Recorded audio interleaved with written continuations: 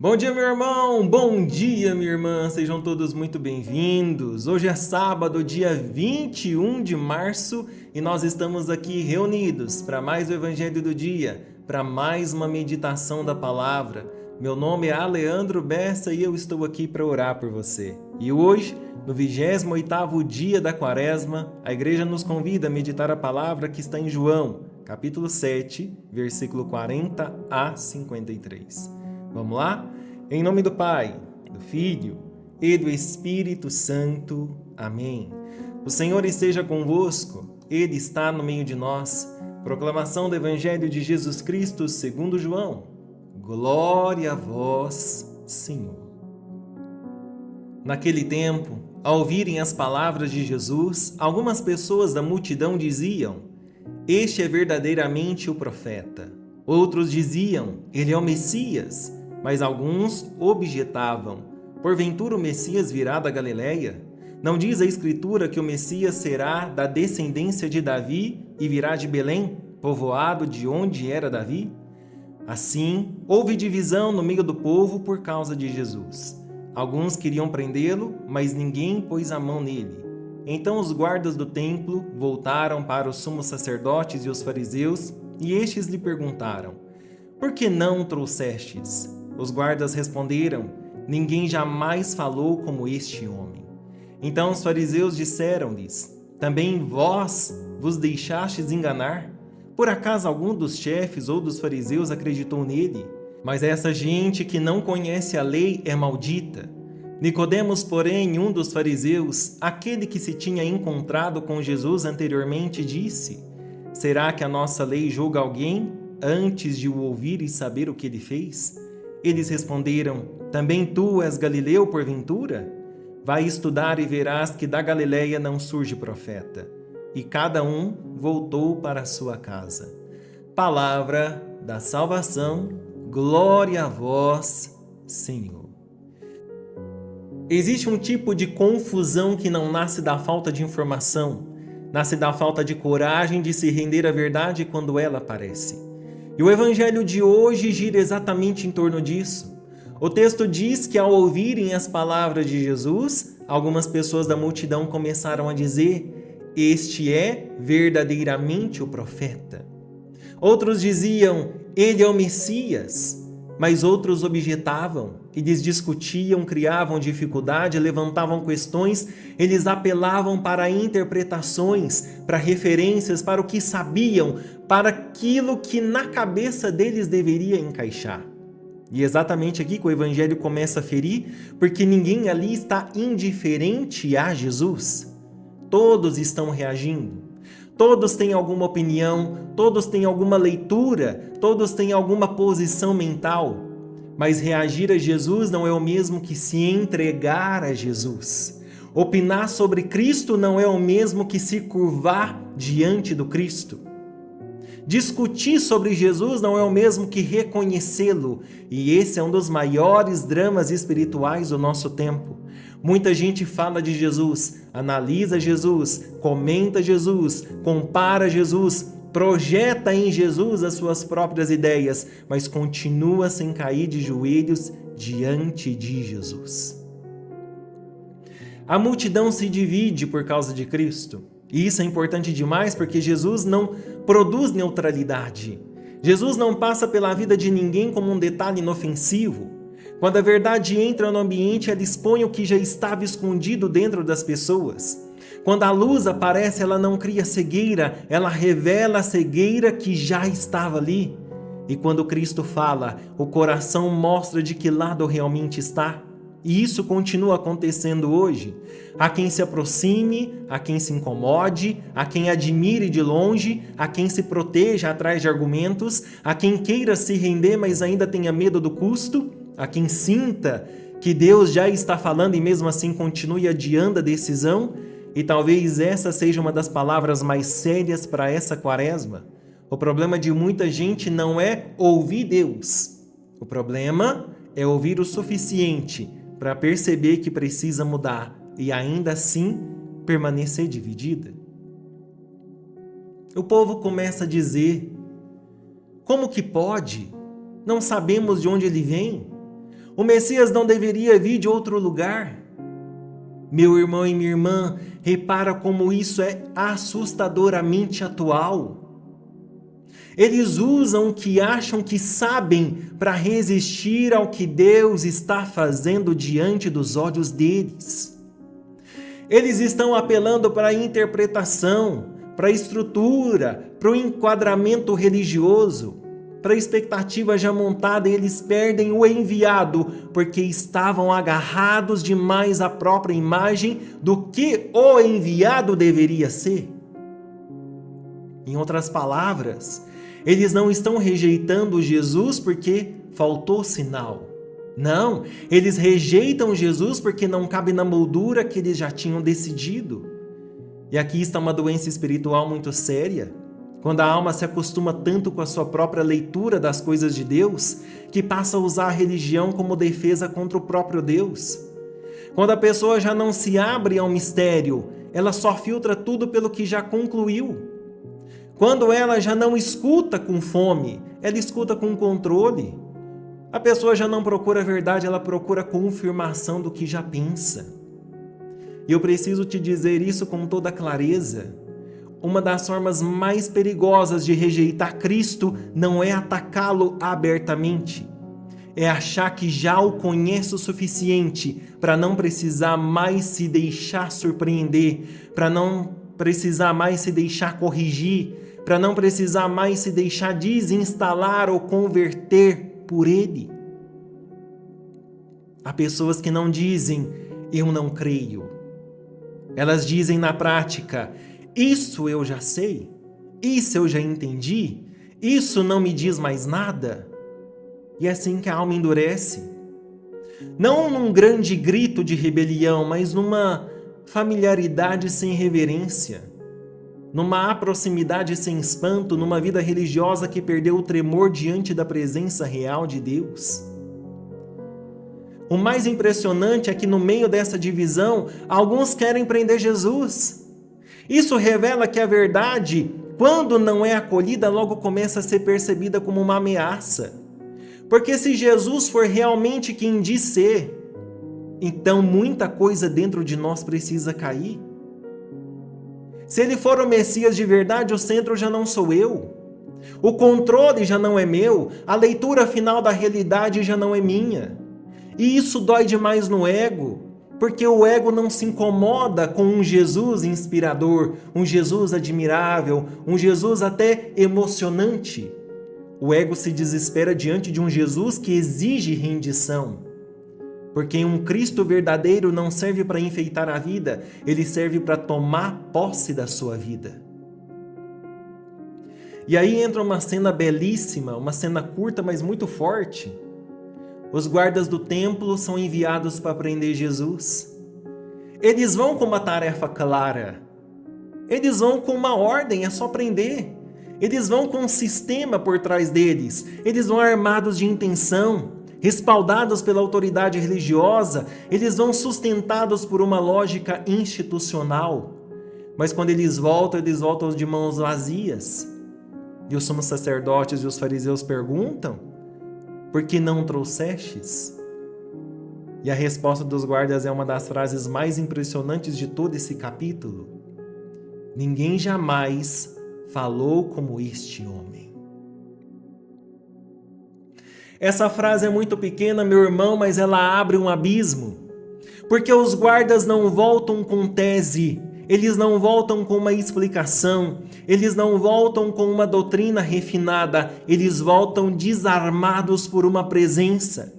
Eles foram mandados para controlar Jesus e acabaram eles mesmos confrontados por aquilo que saía de Jesus. Eles foram tentar prender Jesus e foram capturados por uma palavra que tinha peso, uma palavra que tinha verdade, unção, autoridade, fogo, clareza, pureza, algo que eles nunca tinham encontrado em nenhum outro homem. E é isso que acontece quando alguém realmente se expõe a Cristo sem conseguir fugir rápido demais. Alguma coisa dentro perde força. O orgulho perde força, a resistência perde força, a violência interior perde força, as certezas arrogantes perdem força, Porque ninguém fala como Jesus, ninguém toca a alma como Jesus, ninguém desmascara sem humilhar e ninguém ama sem corromper a verdade como Jesus. Mas os fariseus reagem com desprezo, e isso também é revelador. Porque quando os guardas admitem que foram atingidos, os fariseus não perguntam o que vocês ouviram, eles perguntam em um tom de superioridade: também vós vos deixastes enganar? E eles acrescentam ainda: por acaso algum dos chefes ou dos fariseus acreditou nele? Mas essa gente que não conhece a lei é maldita.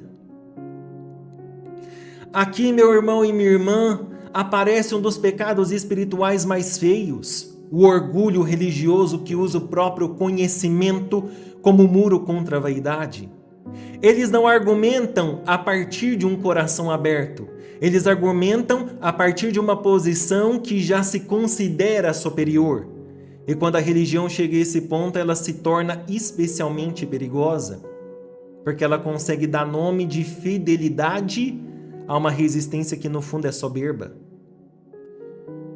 Isso precisa ser pregado com seriedade, meu irmão e minha irmã, porque existe um tipo de alma que já não escuta mais porque confia demais na própria posição espiritual, já não aprende mais porque se julga acima da necessidade de ser corrigida, já não se deixa tocar porque substituiu a fome por um status. E essa é uma cegueira muito mais grave do que a ignorância simples, porque o ignorante ainda pode se abrir, já o orgulhoso se fecha com a chave da religião.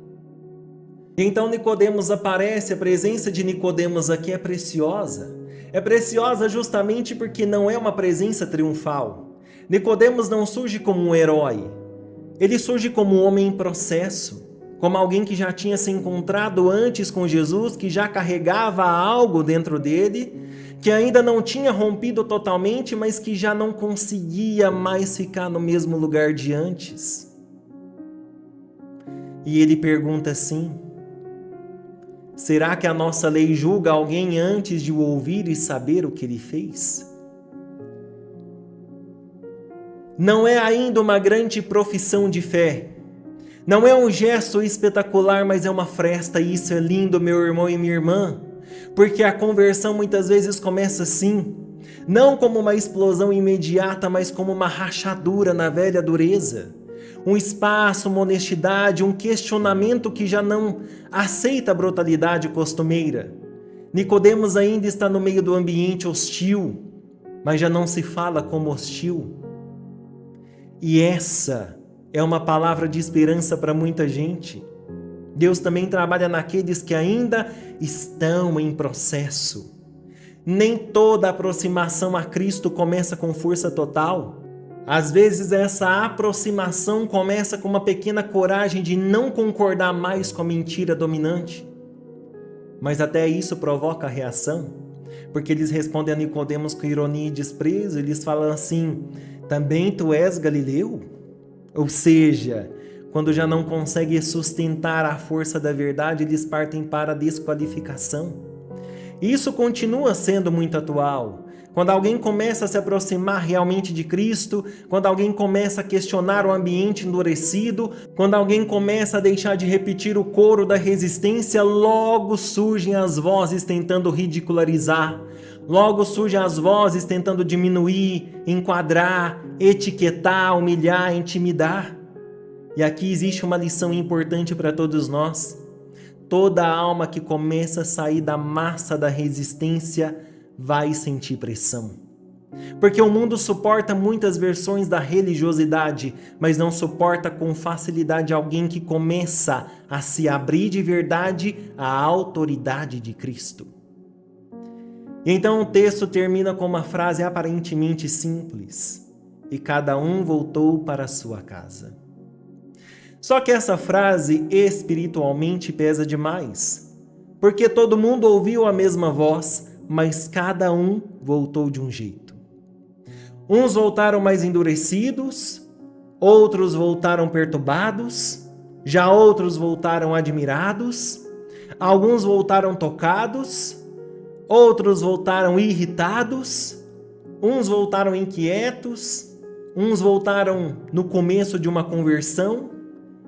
É exatamente isso que acontece conosco quando nós ouvimos o Evangelho de verdade.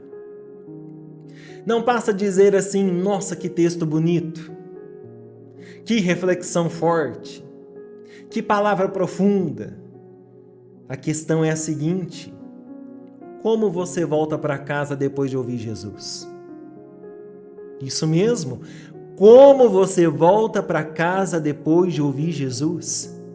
Porque o Evangelho não se mede pelo impacto do momento. O Evangelho se mede pelo tipo de retorno que ele te produz. Você volta igual? Você volta adiando? Você volta mais justificado em si mesmo? Você volta dividido ou você volta com uma decisão? E essa é a pergunta que fica latejando no coração dessa palavra. O que você está fazendo com Jesus?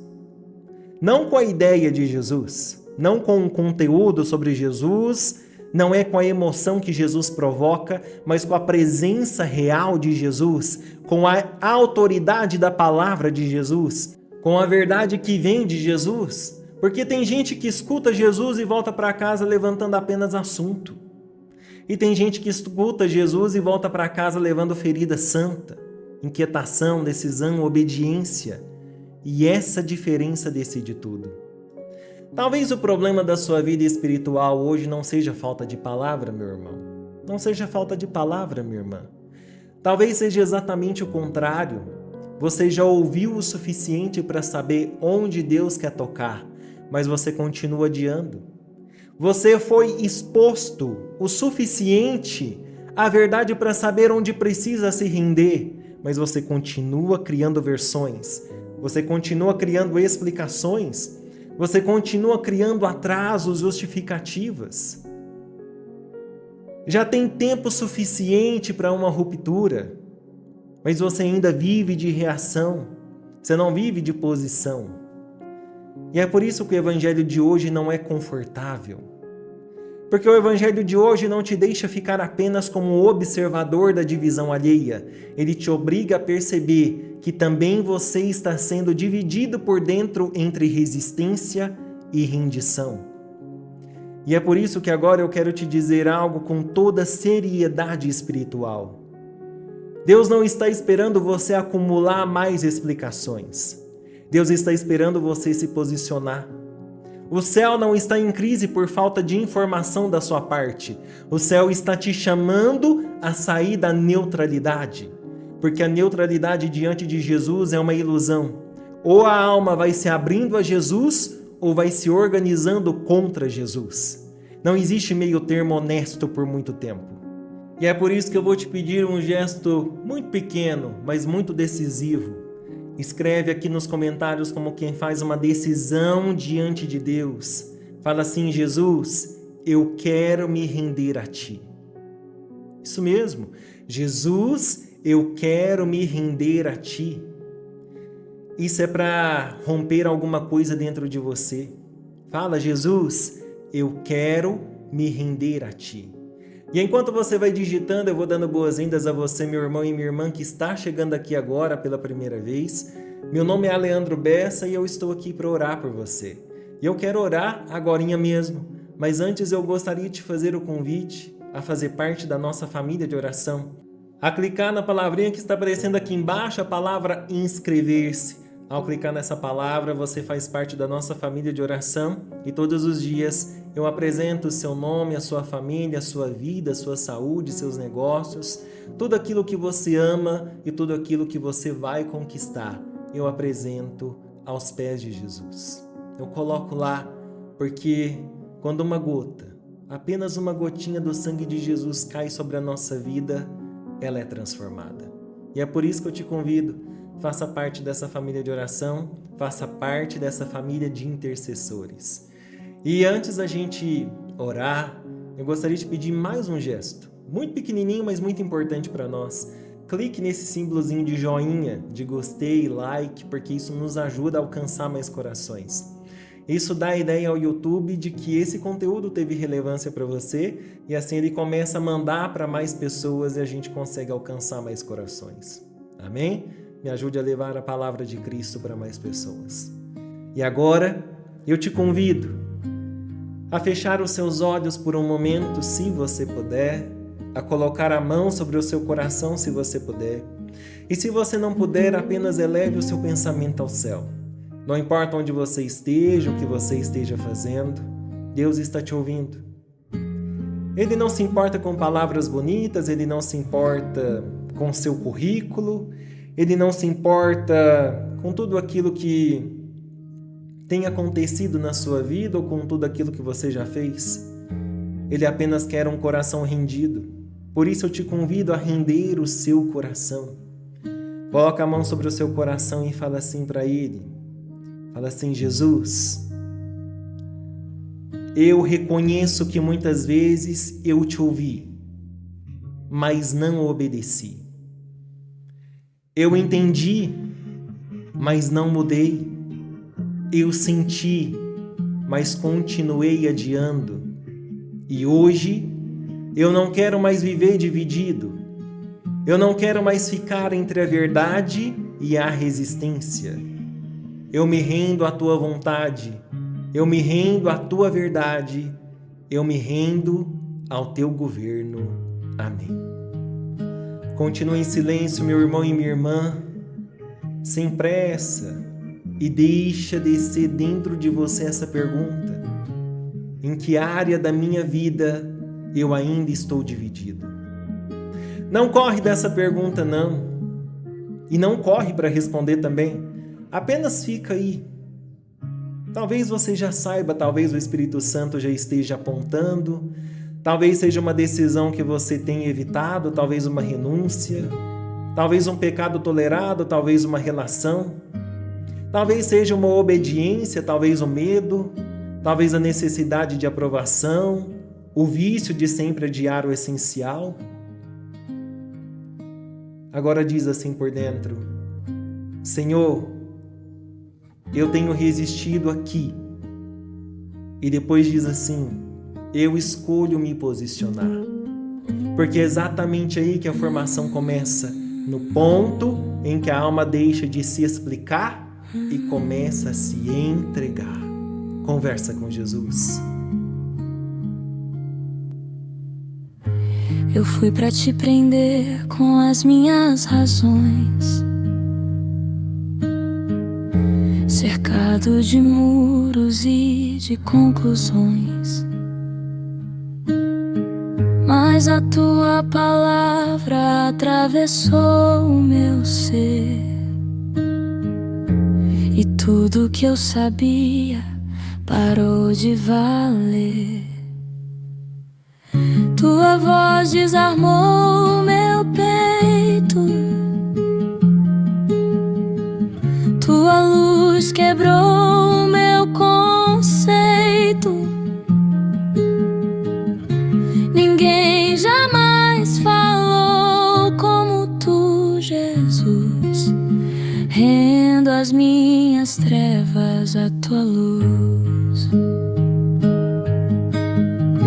Tua voz desarmou meu peito, tua luz quebrou meu conceito. Ninguém jamais falou como tu, Jesus. Rendo as minhas trevas à tua luz. Senhor Deus Pai Todo-Poderoso, Pai Santo, eu coloco diante do Senhor cada inscrito nessa família de oração, cada pessoa que chegou até essa palavra, cada coração que parou para escutar, cada vida que está carregando lutas silenciosas, decisões difíceis, medos antigos, conflitos familiares, cansaços espirituais, enfermidades, pressões no trabalho, angústia financeira, tensões emocionais e áreas divididas por dentro. O Senhor conhece cada nome, cada casa, cada história. O Senhor conhece aquilo que ninguém vê. E agora eu te peço, visita essas vidas. Visita quem está cansado e sem força para decidir. Visita quem está confuso e já não sabe mais em que voz confiar. Visita quem está dividido, quem está com o coração repartido, quem está sendo puxado em direções contrárias. Visita quem está quase endurecido e nem percebeu. Pai, entra nessas casas, abençoa essas famílias. Onde houver conflito, derrama paz. Onde houver distância, derrama reconciliação. Onde houver silêncio pesado, derrama conversa curada. Onde houver casamento ferido, entra com restauração. Onde houver filhos perdidos, rebeldes, frios ou distantes, vai ao encontro deles. Onde houver pais aflitos, cansados e sem saber como sustentar tudo, fortalece. Eu te peço também pela saúde. Toca agora, Senhor, no corpo de quem está enfermo.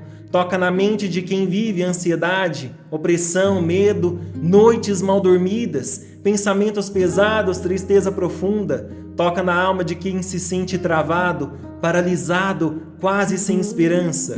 E eu te peço também pelo trabalho, pela vida financeira, pelas portas que precisam se abrir, pelas decisões profissionais, pela falta de direção, pelo desânimo de quem luta e não vê resultado. Senhor, organiza o que está desordenado, abre o que está fechado, sustenta quem está por um fio. Alinha essas vidas com teu propósito, não deixa ninguém prosperar fora da tua vontade, mas conduz cada um ao lugar onde a tua mão quer estabelecê-lo. E acima de tudo, Senhor, eu te peço, tira essas pessoas da divisão, dá coragem para obedecer, dá lucidez para enxergar, dá humildade para se render, dá força para romper. Não permita que essa palavra seja só admirada, faz com que ela seja obedecida. Não deixe ninguém sair daqui do mesmo jeito. Onde houver resistência, vence. Onde houver orgulho, quebre. Onde houver medo, consola. Onde houver tibieza, inflama. Onde houver indecisão, posiciona. Tudo isso nós te pedimos em nome de Jesus. Amém. E agora, com fé, nós rezamos juntos. Pai nosso que estais nos céus, santificado seja o vosso nome. Venha a nós o vosso reino. Seja feita a vossa vontade, assim na terra como no céu. O pão nosso de cada dia nos dai hoje, perdoai as nossas ofensas, assim como nós perdoamos a quem nos tem ofendido. E não nos deixeis cair em tentação, mas livrai-nos do mal. Amém. Ave Maria, cheia de graça, o Senhor é convosco. Bendita sois vós entre as mulheres, e bendito é o fruto do vosso ventre, Jesus. Santa Maria, Mãe de Deus, rogai por nós, pecadores, agora e na hora da nossa morte. Amém. Glória ao Pai, ao Filho e ao Espírito Santo, como era no princípio, agora e sempre. Amém. Meu irmão e minha irmã, que o Senhor te abençoe com clareza para enxergar o que precisa ser decidido e com coragem para fazer o que precisa ser feito. Que Ele te livre de uma vida dividida, que Ele te arranque da superfície, que Ele te cure da resistência escondida, da religiosidade sem rendição, da familiaridade sem reverência, e que a voz de Deus se torne mais forte dentro de você do que a opinião dos homens, o medo, a insegurança e a confusão. Que Ele visite a tua casa, proteja a tua família, fortaleça a tua saúde, abra caminhos no teu trabalho, sustente as tuas finanças e, acima de tudo, alinhe a tua alma ao seu querer. Que tudo aquilo que precisa morrer em você morra, e que tudo aquilo que Deus quer fazer nascer em você comece hoje a respirar. Em nome do Pai, do Filho e do Espírito Santo. Amém. Meu irmão e minha irmã, meu nome é Leandro Bessa e eu oro por você. E hoje eu te convido a compartilhar essa oração com o máximo de pessoas que você conseguir. Compartilhe nos seus grupos de WhatsApp, Facebook, compartilhe com as pessoas que precisam ouvir essa palavra. E guarda isso no seu coração. Deus não está esperando você entender mais. Deus está esperando você se posicionar. Fica com Deus. Um forte abraço e não se esqueça, Jesus te ama muito. Não volto pra casa do jeito que fui, pois onde tu falas, o orgulho recua. Ninguém fala assim com tamanha verdade. Cala em mim o controle, traz tua autoridade. Tua voz desarmou o meu peito, tua luz quebrou o meu conceito. Ninguém jamais falou como tu, Jesus. Rendo as minhas trevas à tua luz. Tua voz desarmou o meu peito, tua luz quebrou o meu conceito. Ninguém jamais falou como tu, Jesus. Rendo as minhas trevas à tua luz.